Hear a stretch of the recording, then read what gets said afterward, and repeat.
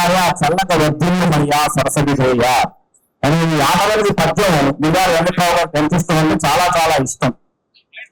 బలిజ బాంధవాన్ని కర్ణాటకలో బెంగళూరులో దక్షిణ భారత బలిజ మహాసభ పాల్గొన మంజుగా నిర్వహిస్తూ ఆ వేదిక మీద నేను ఈ పద్యం మొట్టమొదటిసారి చెప్పిన తర్వాత ఆయన గోరకంట ఒకసారి మిర్యాల వెంకట్రావు గారు నా వైపు చూశారు వేదిక మీద. నేను పోడియం దగ్గర ఉన్నా.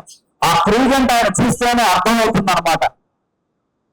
తెలిసి తెలియని వయసులో అంటే 10 సంవత్సరాల వయసు కూడా లేనటువంటి సమయంలో ఎక్కడో మారుమూల రెండార్థ ఆంధ్రప్రదేశ్ మదనపల్లిలో అప్పటి ఉమ్మడి ఆంధ్రప్రదేశ్ లో మన సామాజిక వర్గానికి సంబంధించినటువంటి 21 సామూహిక వివాహాలు మొట్టమొదటిసారి మా నాన్నగారు నిర్వహిస్తే దానికి ఆ మొత్తం కార్యక్రమాన్ని తన భుజస్కంధాల మీద వేసుకుని రాష్ట్ర మంత్రుల్ని, శాసనసభ్యుల్ని, లోక్సభ సభ్యుల్ని మన వాళ్ళందరినీ మదనపల్లికి తీసుకువచ్చి తన ఇంటి కార్యక్రమంగా మిర్యాల వెంకట్రావు గారు నిర్వహించినప్పటి రోజు నుంచి మిర్యాల వెంకట్రావు గారిని అతి సమీపంగా అతి సన్నిహితంగా చూస్తూ పెరుగుతూ వచ్చినటువంటి వాడిగా చరిత్ర పరిశోధన మీద అపరిమితమైనటువంటి ఆసక్తిని అనురక్తిని కలిగించినటువంటి మహామహనీయులు మిర్యాల వెంకట్రావు గారు.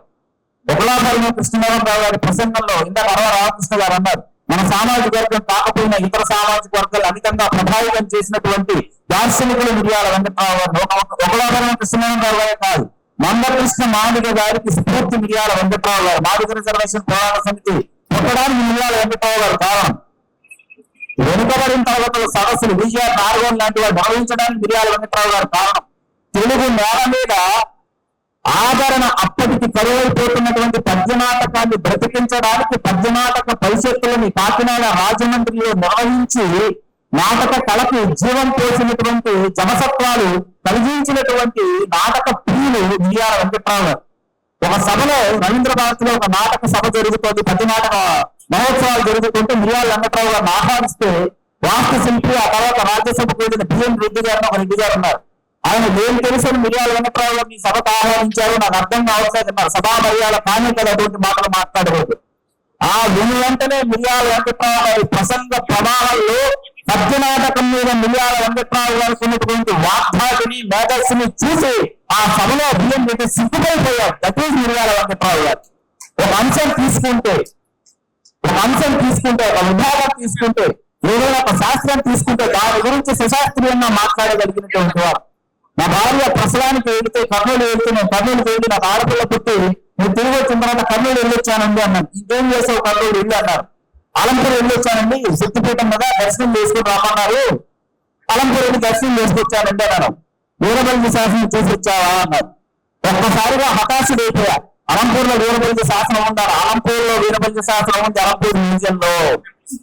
అంటే ఆ మ్యూజియం ఆ తర్వాత 11 సార్లు వెళ్ళా. అక్కడ ఉన్నాడు ఆ మ్యూజియం నిర్వాహకుడు, వాడు ఎక్కడో ఉంటాడు, వాడు ఎక్కడుంటాడు వెళ్ళి నెంబర్ వెళ్ళి 11 సార్లు వెళితే 11 వీరబల్లి శాసనం చదివే భాగ్యం కలిగింది. వెళ్ళి తిరిగి వచ్చి వీరబల్లి శాసనం నేను చెప్పబోతుంటే ఆయన 11వ శతాబ్దంలో ప్రతాపరుద్ర గజపతి ఆ సమయంలో అక్కడ ఉన్నటువంటి కాకతీయుల కాలం 12వ శతాబ్దం కాలంలో ఉన్న వీరబల్లి శాసనం గురించి నోటి వెంట ధారాపాతంగా ఆశీర్వాద మిర్యాల వెంకట్రావు గారు ఆ శాసనం అప్పచెప్పారు. దట్ ఈజ్ మిర్యాల వెంకట్రావు గారు. ఇంతమంది చరిత్రకారు గట్టిగా హర్షించాలి అటువంటి మహానుభావులు పుట్టరు.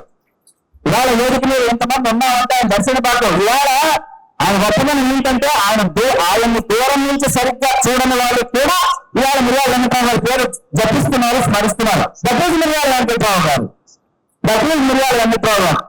మనందరికీ తెలిసిన 1988 జూలై 10 కాకినాడ ఆవిర్భావం వెనుక మిర్యాల వెంకట్రావు గారి యంత్రాంగం, మంత్రాంగం, తంత్రాంగం ఎంత ఉందో ఆయనతో కలిసి ప్రయాణం చేసిన వాళ్ళకి మాత్రమే తెలుస్తుంది. ఇలా మాట్లాడుకుంటూ పోతే ఇవాళ రాజ్యాధికారం కోసం చెప్పుతున్నటువంటి ప్రయాస కావచ్చు, రాజ్యాధికారం కోసం మనం పడుతున్నటువంటి తపన కావచ్చు, వీటి కోసం దశాబ్దాల క్రిందట పునాదులు వేసినటువంటి వ్యక్తి మిర్యాల వెంకట్రావు గారు. ఇవాళ ఇక్కడ ఆశీర్వాదులు ఉన్నారు, నవీన్ నిశ్చయ్ గారు ఇక్కడ ఉన్నారు. 2004లో మొట్టమొదటిసారి ఆయన పోటీ చేయడానికి డాక్టర్ రాజశేఖర రెడ్డి గారితో మిర్యాల వెంకట్రావు గారు ఎంత రాజీలేని పోరాటం చేశారో మిర్యాల వెంకట్రావు గారితో కలిసి ప్రయాణం చేసిన వాళ్ళకి తెలుస్తుంది.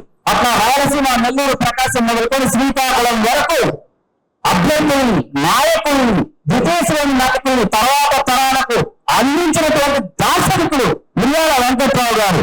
జోహార్ మిర్యాల వెంకట్రావు, జోహార్ జోహార్.